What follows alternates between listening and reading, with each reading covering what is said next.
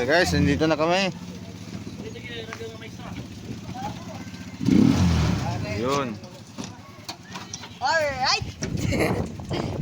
Okay, ngayong araw namin i-install yung aming solar piso wifi dito sa Barangay Ramain sa harapan ng yan, Paralan. High school po yan. So dito namin ilalagay sa tindahan.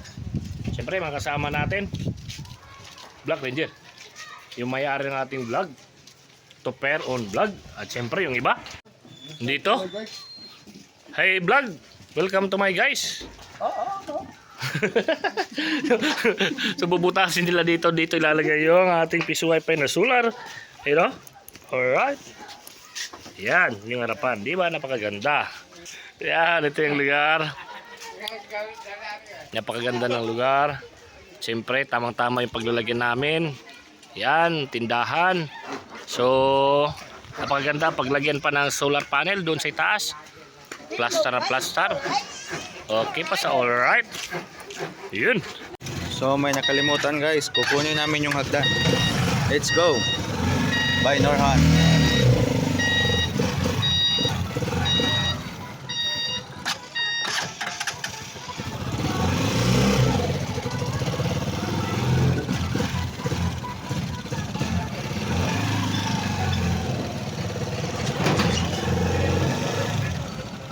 Ah? Tubo? Ito daw? Eh?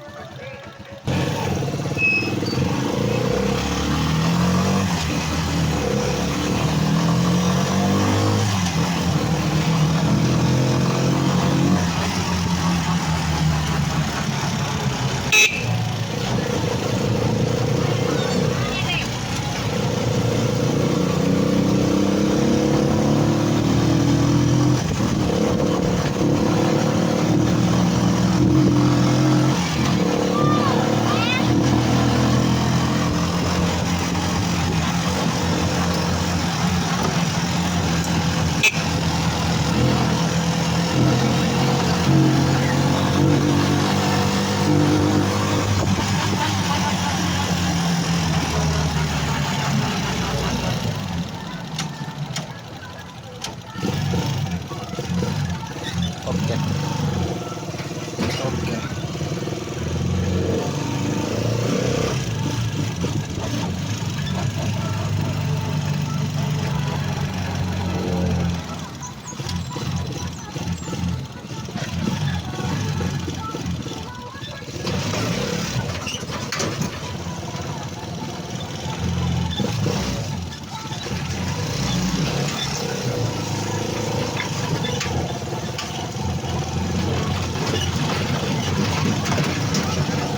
Dili, oyo. Dili, oyo. Man.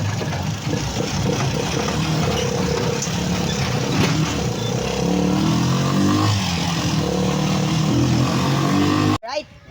Okay. Alright, alright. So ilalagay namin yung ginto dyan sa itaas. Dyan lang.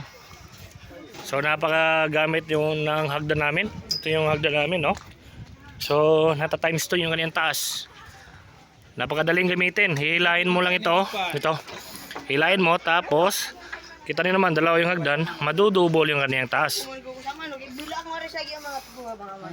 Okay. Ayan.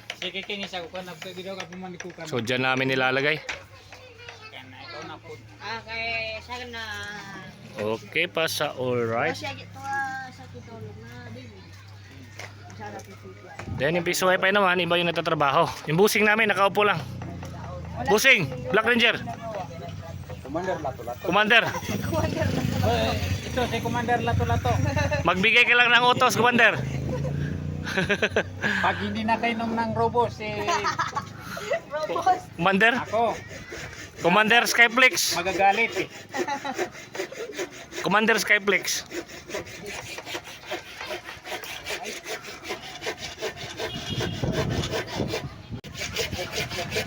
Okay. Ito na yung time sa paglagay ng ating light beam Ginto, yung ating receiver. So ito yung karamihan, no? Ito yung pinaka the best gamitin sa mga P2P, no? So far wala pang nakaka-break, no, sa Ginto, no?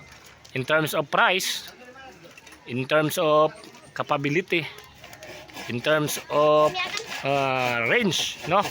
Performance, wala pang nakakatalo sa ating light beam Ginto Ubiquity. So ito yung number 1 para sa mga P2P. Mula ngubos kagamayan na per, kay mabangga na hindi kangad. Ana.